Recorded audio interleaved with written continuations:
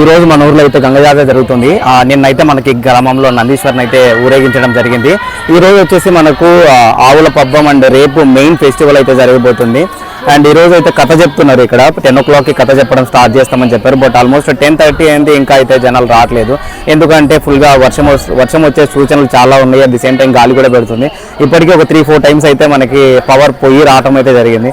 అందువల్ల మేబీ కన్వీనియంట్గా ఫీల్ అవ్వలేక రావట్లేదేమో కానీ జనాలు. బట్ ఆల్మోస్ట్ వచ్చిన వాళ్ళు అయితే చాలా మంది వచ్చారు. సో వచ్చిన వాళ్ళకి కథ స్టార్ట్ చేస్తారా లేదా, కథ చెప్పే వాళ్ళు ఇచ్చారా లేదా అన్నది నెక్స్ట్ వీడియోస్లో అయితే మీరు చూస్తారు. అట్ ది సేమ్ టైం మీకు ఇప్పుడైతే మెయిన్ టెంపుల్ని అయితే చూపిపోతున్నాను. ఒక పురాతన టెంపుల్ ఇది కూడా గంగమ్మది.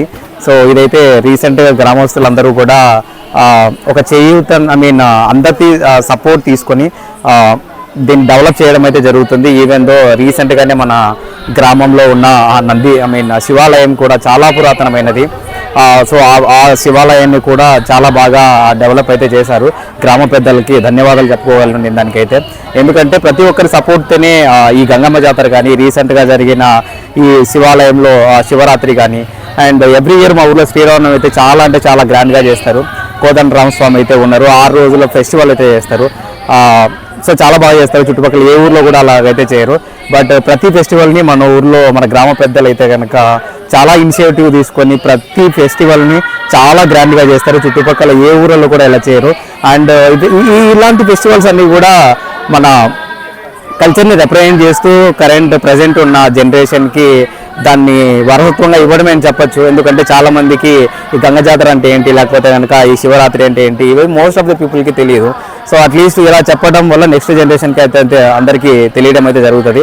సో ఇలాంటి చేయడాన్ని నేను మచ్ అప్రిషియేటెడ్ చేస్తాను. అండ్ దట్ నా కాంట్రిబ్యూషన్ కూడా ఎంతో కొంత ఇవ్వడానికి అయితే ట్రై చేస్తాను గోయింగ్ ఫార్వర్డ్ కూడా ఇలానే.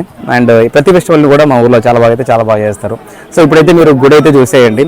మన గుడి ఎలా ఉంది, అది కూడా పురాతనమైనదే. ఆ గుడి ఎలా ఉంది, గుడిలో అమ్మవారు ఏంటి అనేది మీరు చూడండి.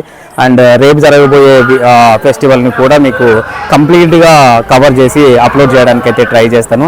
Please do watch and subscribe. చాలామంది వీడియోస్ని అయితే చూస్తున్నారు కానీ సబ్స్క్రైబ్ అయితే చేసుకోవట్లేదు గైస్. సబ్స్క్రైబ్ అయితే చేసుకోండి.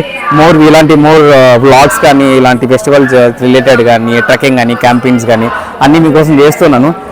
త్వరలోనే మనం 1K అయితే రీచ్ అవ్వబోతున్నాము. ఆల్మోస్ట్ 800+ ఉన్నాం ప్రజెంట్. 1K అయితే రీచ్ అయ్యేలా చూడండి గైస్ తొందరగా. Thank you guys, thank you so much for watching.